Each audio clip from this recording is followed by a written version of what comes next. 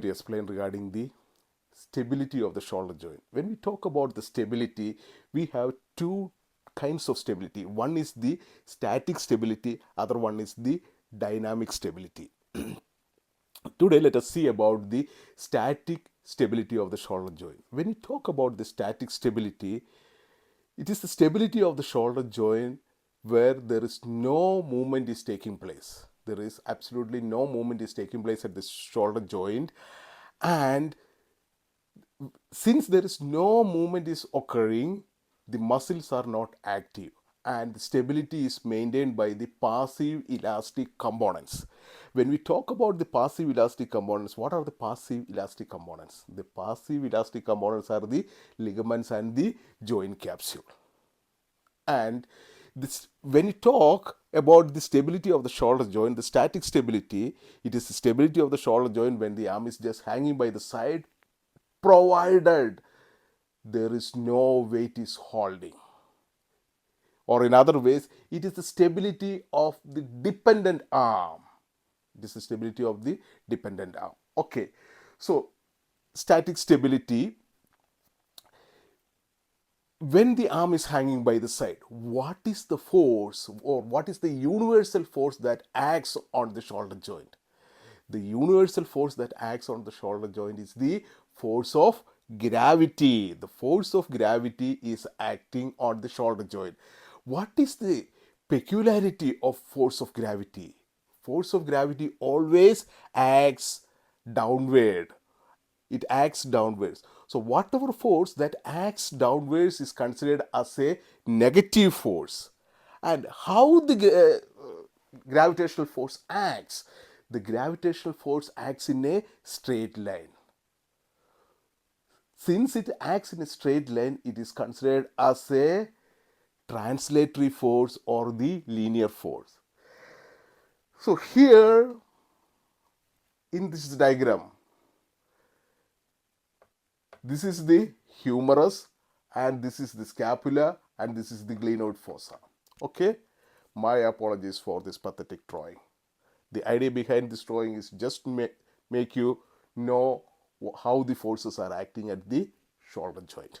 So here you can see a red line which acts on the humerus, and this red line is the parallel force component that acts on the humerus, that is the force of gravity. Since it acts downwards, it is considered as the negative force. So Fx component is the parallel force component acting on the humerus by the force of gravity.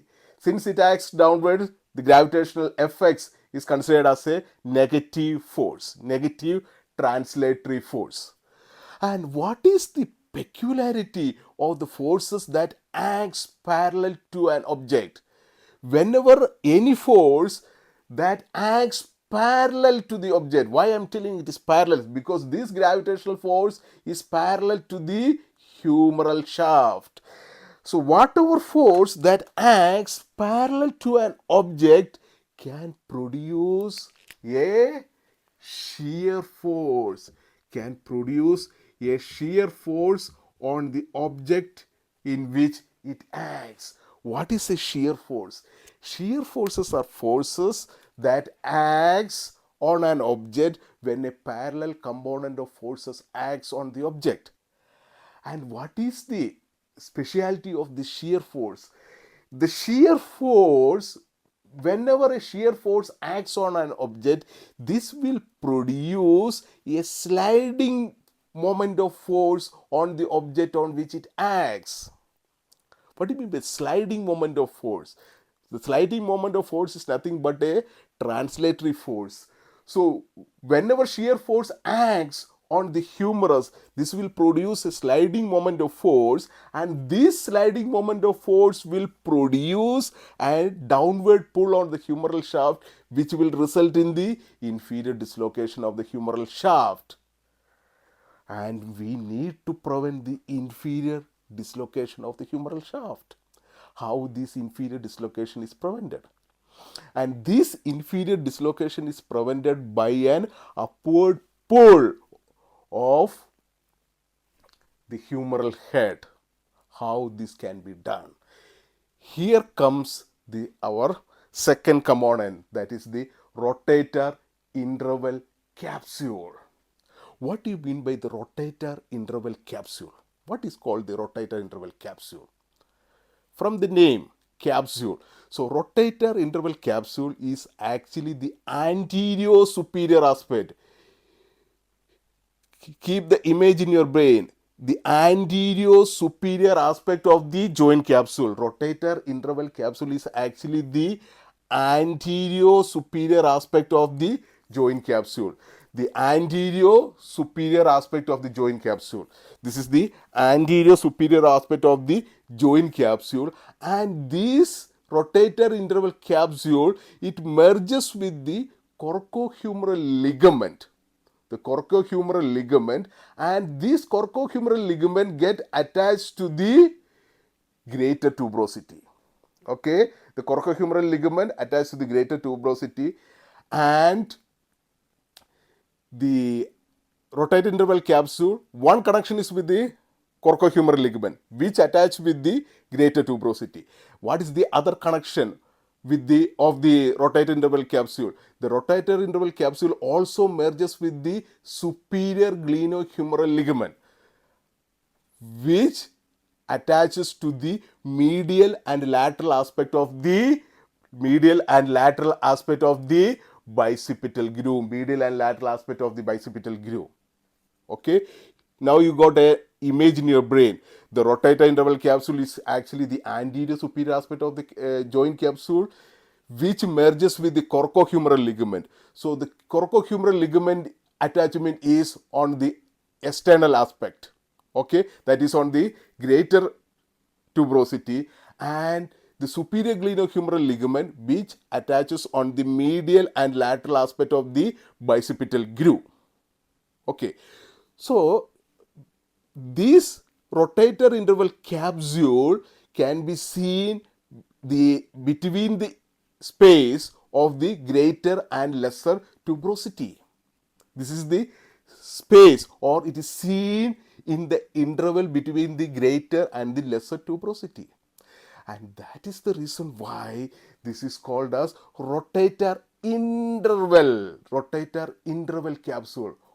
This is because this is seen between the interval of rotator cuff muscle insertion. Where is the rotator cuff muscles are inserted? The supraspinatus, infraspinatus, and teres minor are inserted into the greater tuberosity, whereas the subscapularis, which is the anterior cuff muscle, is inserted into the lesser tuberosity. So within this space between the greater and lesser tuberosity, the rotator interval capsule is seen. That's the reason why it is called as rotator interval capsule. Rotator interval capsule. And this rotator interval capsule, what happened to this rotator interval capsule? When the gravity produces a negative translatory force, which will produce a shear force on the humerus, which will slide the humeral head downwards, this rotator interval capsule is passively activated. The passive tension in the rotator interval capsule will produce an upward pull on the humeral head, will produce a upward pull on the humeral head. This blue arrow shows the upward pull of the rotator interval capsule. And how this rotator interval capsule exert a pull on the humerus? This is a perpendicular pull. The rotator interval capsule is exerting a perpendicular force on the humeral head. So whenever a perpendicular force acts on an object, what is the moment of force created? This will produce a rotatory component of force on the object in which it acts. The perpendicular component of force will produce a rotatory moment of force on the object on which it acts. What do you mean by the rotatory moment of force? It is nothing but the torque. There is a torque produced on the humeral head. What is a torque? Torque is nothing but a rotatory component of force that we already studied in kinetics. What is torque? Torque is actually a rotatory component of force. Torque is the product of force times the perpendicular distance. Torque T is equal to force times the perpendicular distance. What is this perpendicular distance? The perpendicular distance is the distance from the joint axis to the line of pull of muscle, to the joint axis to the line of pull of the muscles. And this perpendicular distance is also called as the moment arm. So the torque formula can be rewritten as force times the moment arm. Okay. Here you can see the rotatory interval capsule will produce an upward pull, or the perpendicular component of the force produced by the rotator interval capsule is considered as the Fy component. Fy component. So this is a positive component of force. Since it acts downwards, it is a positive force. And when this perpendicular component of force acts on the humerus, this will produce a torque, a rotation of the head of the humerus inside the glenoid cavity. And this rotatory component of the force will help the head of the humerus to be with the to be within the glenoid fossa. Okay. And according to the parallelogram resolution of forces, when a parallel component of the force Fs is acting in one direction, downward direction, and its Fy, the perpendicular component, is acting in other direction, the resultant force is the Fr. That we already saw this resolution of forces when we talk about the concurrent force system. So here in this case, the Fx is the negative translatory force produced by the force of gravity, and Fy is the positive perpendicular force or the rotatory force produced by the rotator interval capsule. These two forces acts on the humeral head will result in a resultant force Fr, which will help the head of the humerus to push towards the glenoid fossa, or this will cause a compression force on the head of the humerus on the glenoid fossa and help the head of the humerus to stay within the glenoid fossa, thereby preventing the inferior or the downward dislocation of the humeral head from the glenoid fossa. That's how the head of the humerus is maintained within the glenoid fossa. But unfortunately, this force produced by the rotator interval capsule is not sufficient in order to maintain the static stability of the shoulder joint. We need some other factors that can help the head of the humerus to be in the glenoid fossa. What are the other structures that can help the static stability? Here comes the orientation of the articulating facet. The orientation of the articulating facet, especially the orientation of the glenoid fossa. How this glenoid fossa is oriented? Imagine my left hand is the glenoid fossa. Usually the glenoid fossa is oriented superiorly as well as the medially. The glenoid fossa is oriented superiorly and medially. And imagine if the glenoid fossa is oriented superiorly and medially, and imagine my right fist is the head of the humerus. So the glenoid fossa is oriented superiorly and medially. Imagine the head of the humerus, when it is in contact with the glenoid fossa, it is not easy for the head of the humerus to slide downwards easily. Easy sliding of the head of the humerus is not possible because of the superiorly as well as medially oriented glenoid fossa. Imagine if the glenoid fossa is not oriented superiorly and medially, if it is oriented inferiorly and laterally.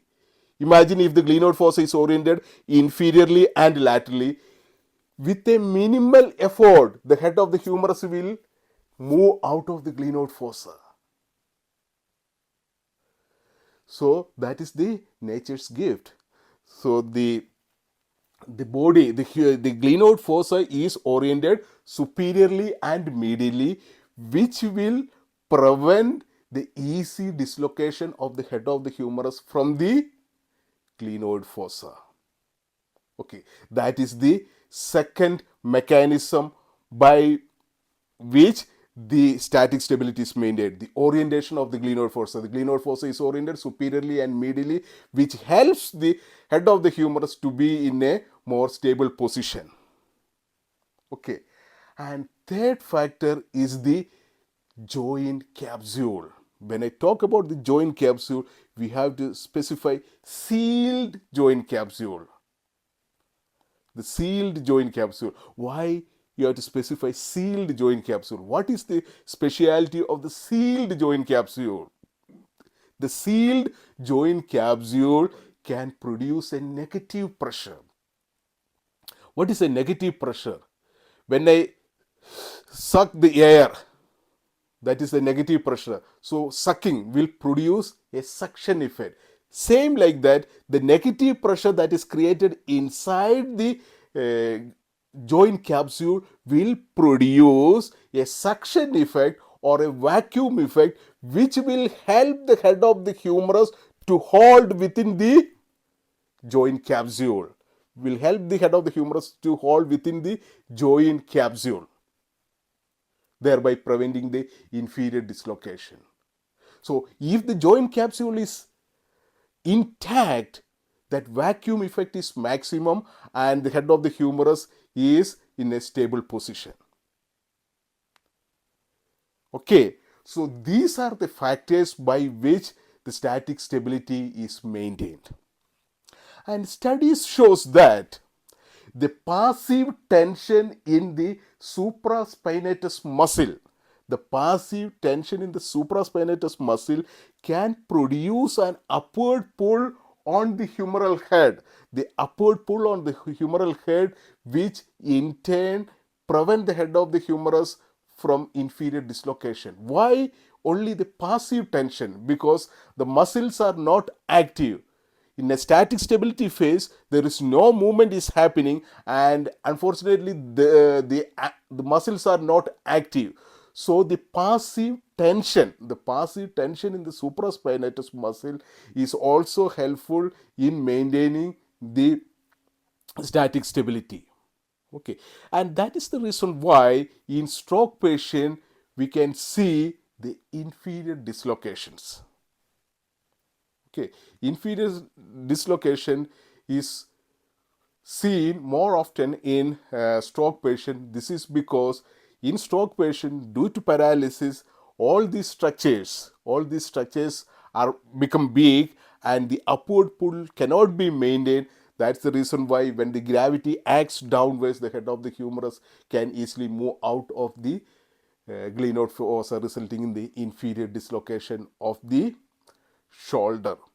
And do you think why the supraspinal, only this passive tension in the supraspinatus produce an upward pull? Why not other rotator cuff muscle? Why do you think? Why only supraspinatus? This is my conclusion. I haven't seen in any book. Why only supraspinatus produce the passive tension? Why not the other rotator cuff muscles? Because supraspinatus is comparatively a smaller muscle when compared to the subscapularis as well as the infraspinatus.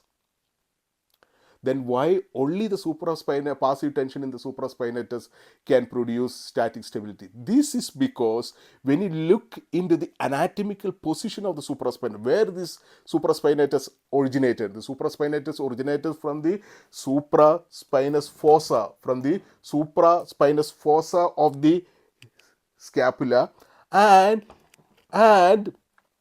this will go, it arises from the supraspinous fossa of the scapula. It arises from the supraspinous fossa of the scapula, and this will go beneath and lateral to the acromion. It will go beneath and lateral to the acromion and inserted into the superior facet of the greater tuberosity. Here comes the important, very, very important. The supraspinatus arises from the supraspinous fossa. This goes beneath the acromion and lateral to the acromion and inserted to the superior facet of the greater tuberosity. So whenever any structures which is attached on the superior aspect, and when somebody is pulling down, when anything is pulling downwards, the superior structures are getting stretched more easily than the middle surface or middle structures or the inferior structures. The supraspinatus is attached to the superior faces of the greater tuberosity. That can be, I am not specifying that this is the reason. This is my conclusion. I haven't seen in any book. This is from my experience of teaching biomechanics for the last 15 years. Since the supraspinatus is inserted into the superior facet of the greater tuberosity, the passive tension in the supraspinatus is more easily created when there is a downward pull, whereas the infraspinatus is inserted into the middle facet of the greater tuberosity, and teres minor is inserted into the inferior facet of the greater tuberosity, whereas the subscapularis is inserted into the lesser tuberosity. So that's how the static stability is maintained in the shoulder joint. And my next video will be the dynamic stability of the shoulder joint. Okay, hope you understand this video. Thank you.